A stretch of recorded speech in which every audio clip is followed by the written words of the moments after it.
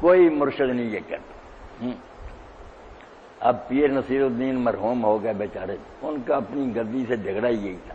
وہ میر علی شاہ رحمۃ اللہ علیہ کی اولاد سے تھے، ان کے والد ناراض، چچا ناراض، ساری گدی ناراض، بلکہ بریلویوں نے ساروں نے ان کو کہا گمراہ ہو گیا، باپ دادا کا طریقہ چھوڑ گیا۔ اس کا یہی جھگڑا تھا کہ استعانت جو ہے نا، مدد مانگنی، یہ اللہ کے سوا قطعاً نہیں اس کی گنجائش۔ باقی مسئلے بریلویوں کے میں مانتا ہوں، مگر یہ جو نا کہ ولیوں سے مانگو، مدد مانگو، بالکل غلط ہے۔ ایاک نعبد و ایاک نستعین، اس پر انہوں نے کتابیں لکھی مسئلہ استعانت، بہت زبردست۔ اب انہوں نے ایک مثال جو حضرت شیخ عبدالقادر جیلانی رحمۃ اللہ علیہ نے دی تھی نا، وہی بیان کر دی۔ اب تک یہ کہتے ہیں توبہ توبہ توبہ، اور یہ اللہ کو قیدی بنا دیا۔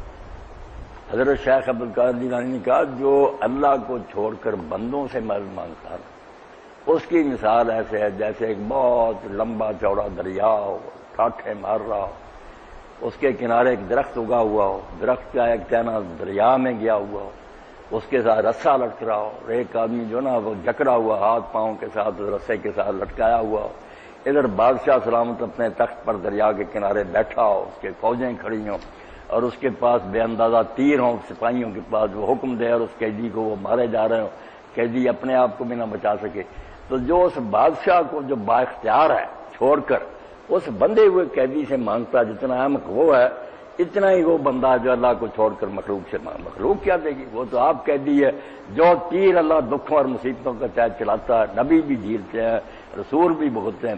یہ مثال حضرت شیخ عبدالقادر جیلانی رحمۃ اللہ علیہ، یہ پیر صاحب نے دہرا دیا۔ اب سب بولتے پھرتے بریلوی توبہ توبہ توبہ، ولیوں کو بنا دیا کہ وہ جکڑے ہوئے، وہ تو بے بس ہونے کی مثال کہ اللہ کے سامنے سب آج میں بے بس ہیں۔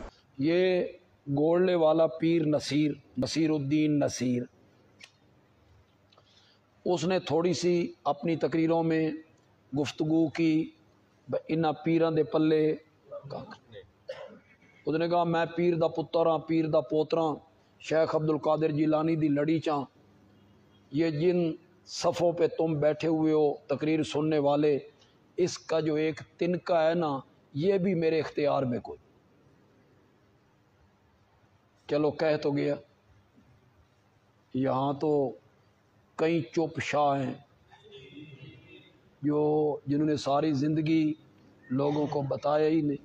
تو پیر نصیر الدین اس نے یہ جرت تو کی نا کہ لوگوں سے کہا جن صفوں پہ تم بیٹھے ہو، اس کا جو ایک تنکا ہے وہ بھی میرے اختیار میں نہیں۔ گولڈا شریف والے تو بڑے اچھے بزرگ تھے، ان کے اندر تو بڑے علم والے بھی تھے، حضرت پیر مہر علی شاہ صاحب رحمۃ اللہ علیہ، اور اس آخری دور میں نصیر الدین ناصر ان کا پوتا تھا یا پڑ پوتا تھا، وہ بھی بہت بڑا عالم تھا ماشاءاللہ۔ میں پوچھنا چاہتا ہوں کہ پیر نصیر الدین گولڈوی جو ہے وہ اہل سنت تھا یا بریلوی تھا؟ تو تم وہاں لاہور میں رہتے ہو، وہاں سے گولڈا قریب ہے، ان سے پوچھتے، مجھ سے مکے پوچھنے آئے ہو؟ وہی قریب والوں کو پتا ہوتا ہے نا، دور والوں کو کیا پتا۔ ویسے ایک بات یاد رکھو، یہ گولڈا شریف جو ہے نا جی، یہ گدی تو ہے، ان کے ذہن اذہان بھی بریلوی خود بخود ہو جاتے ہیں کہ خانقاہی نظام جو ہوا، لیکن یہ باقی لوگوں سے کروڑ درجے بہتر تھے۔ اسی لیے حضرت عطا اللہ شاہ بخاری رحمۃ اللہ علیہ نے بھی حضرت مہر علی سے بیعت کی تھی، اور حضرت مہر علی صاحب جو تھے حضرت مولانا حسین علی صاحب سے بھی پڑھے ہیں وہاں بچنا والوں سے، یہ بڑے اچھے لوگ تھے۔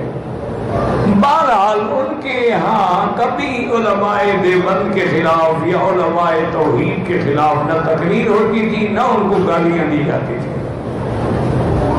کبھی۔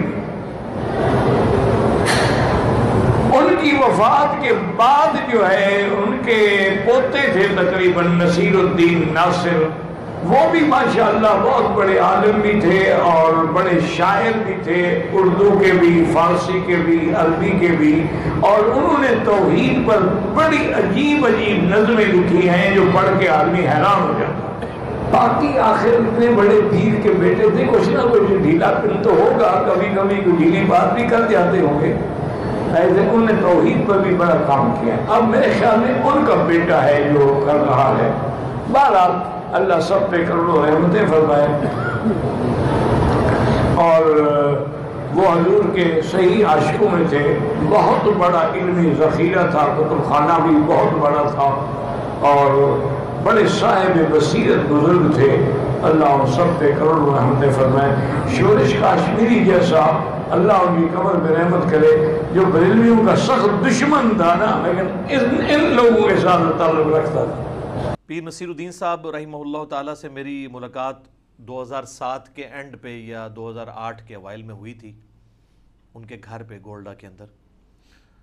میری ہدایت کا سبب جو لوگ بنے ان میں سے ایک شخصیت ان کی بھی تھی، لیکن افسوس کے ساتھ یہ کہنا پڑتا ہے کہ ان کی وفات کے بعد لوگوں نے انہی کے نام کے اوپر کئی ایک غلط چیزیں جاری کر دی ہیں، جن کا پیر نصیر الدین صاحب سے کوئی تعلق نہیں ہے۔ ان کی جو توحید تھی وہ اس کلام کے اندر آپ کو نظر آئے گی۔ آپ اس کلام کو حمد بھی کہہ سکتے ہیں، توحید پہ بہترین نظم بھی کہہ سکتے ہیں، اور اس کا ایک ایک شعر اور اس میں استعمال ہونے والی وہ تمام اصطلاحات جن کے بارے میں عموماً ہمارے اسی مکتبہ فکر سے تعلق رکھنے والے لوگ چڑھ جاتے ہیں۔ مثلاً اگر اللہ کے لیے ہم داتا کا لفظ استعمال کر لیں، مشکل کشا کا لفظ، حاجت روا کا لفظ، تو وہ فوراً یہ سمجھتے ہیں کہ یہ ہمیں ٹونٹ کروا رہے ہیں۔ اور پیر نصیر الدین صاحب نے رحمہ اللہ تعالیٰ وہ سارے کے سارے الفاظ استعمال کر کے امت کو یہ بات بتائی ہے کہ یہ سارے کے سارے عقیدے ایاک نعبد و ایاک نستعین کے تحت کس ہستی کے ساتھ وابستہ کرنے چاہیے، وہ ایک ہی ہے۔ سب کا داتا ہے تو، سب کو دیتا ہے تو، یہ کلام ہے انشاءاللہ تعالی۔ اور جس طرز میں انشاءاللہ ہمارے شعیب بھائی پڑھیں گے، ابھی تک اس طرز میں کسی نے نہیں پڑھا، یہ بہت اٹریکٹیو طرز ہے اور بات سمجھ بھی آئے گی انشاءاللہ۔ بڑی چیپلی دنیا سے گئے ہیں، اتنی ان کی ایج بھی نہیں تھی، وہ آخری وقت میں کافی تنگ بھی تھے وہ اس حوالے سے، کیونکہ وہ ان کی اپنی گدی پہ بھی وہ 2 ڈویژنز ہو چکی بھی تھیں۔ یہ روایتی سسٹم کے خلاف بولتے تھے، اور میری ان سے ملاقات بھی 2007 میں ہوئی ہے۔ میری ہدایت کا سبب بننے والے چند لوگوں میں سے ایک پیر نصیر الدین صاحب بھی ہیں رحمہ اللہ تعالیٰ۔ اللہ تعالیٰ ان کی غلطیوں سے درگزر فرمائے، انہیں نیک کاموں کا اجر دے۔ انہوں نے مرنے سے پہلے ایک کتاب لکھی ہے، پیری مریدی کی شرعی حیثیت، یہ آپ کو گولڈا شریف سے کتاب مل جائے گی۔ ایک انہوں نے اور کتاب لکھی ہے، اور پیری مریدی کی شرعی حیثیت جو انہوں نے کتاب لکھی ہے، اس میں پیری مریدی کو انہوں نے وہ کیا ہے اس کے ساتھ کہ آپ سوچ نہیں سکتے۔ کوئی پیروں کا نام ماننے والا وہ نہیں کرتا، اور ایک پیر نے وہ کچھ کیا۔ اور ایک اور کتاب انہوں نے لکھی ہے، الجواہر التوحیدیہ فی التعلیمات الغوثیہ، شیخ عبد القادر جیلانی کی تعلیمات کی روشنی میں توحید کے موتی، یہ اس کا ترجمہ بنتا ہے۔ اردو میں کتاب ہے، اس میں انہوں نے شیخ عبد القادر جیلانی کی ایک کتاب ہے فتوح الغیب، توحید کے اوپر بہت کلاس کی کتاب ہے، ننگی توحید ہے۔ یہ اتنی زبردست کتاب ہے کہ امام ابن تیمیہ نے اس کی شرح لکھی ہوئی ہے، اور اس کتاب کے وہ چند جملے آپ ان کے پلیٹ فارم سے پڑھ کے نہیں سنا سکتے، ایسی ننگی توحید بیان ہوئی ہوئی ہے، تلوار کی طرح ننگی۔ یہ ننگی سے مراد بندہ نہ ننگا سمجھو، ننگی کا لفظ جب ہم یوز کرتے ہیں سے مراد تلوار، جیسے ننگی تلوار لشکدی ہوئی ہوتی ہے نا، کو کسی کو وہم بھی نہیں آتا کہ یہ تلوار ہے، یہ کوئی اور چیز ہے۔ تو وہ کتاب آپ پڑھیں، وہ میں نے کتاب پڑھی تھی۔ ایک اور ان کی کتاب ہے استعانت، اعانت اور استعانت کی شرعی حیثیت، جس میں انہوں نے جو لوگ جا کے قبروں سے مرے ہوئے بزرگوں کو پکارتے ہیں، انبیاء کو، اولیاء اللہ کو پکارتے ہیں، ان کے اس عمل کو شرک ثابت کیا ہے۔ اور اندازہ کریں مفتی احمد یار خان صاحب نعیمی جال حق جنہوں نے لکھی، گجرات کے احمد صاحب بریلوی صاحب کے پوتا شاگرد، اس کتاب میں جو غیر اللہ کو پکارنے کے دلائل ہیں نا، ان کی بھی انہوں نے گرفت کی ہوئی ہے، ان کا مفتی صاحب کی کتاب کو مینشن کر کے۔ یہ ان کی کلاس کی 3 کتابیں ہیں، پیری مریدی کی شرعی حیثیت، الجواہر التوحیدیہ فی التعلیمات الغوثیہ، اور جس کے اندر انہوں نے یہ فتوح الغیب کی ساری وہ چیزیں دی ہیں، اور اعانت اور استعانت یعنی غیر اللہ سے مدد مانگنا، اس کی شرعی حیثیت. یہ 3 کتابیں اگر آپ کو موقع ملے، میں نے تو کافی ساری وہاں سے خرید کے فری بھی تقسیم کی تھی. کبھی آپ اسلام آباد آپ کا جانا ہو G11 میں، گولڈا شریف جائیں آپ، پیر نصیر الدین صاحب کی قبر پہ تو ضرور جائیں. ٹھیک ہے، ایک مواحد آدمی تھا، ان کے لیے دعا کریں وہاں.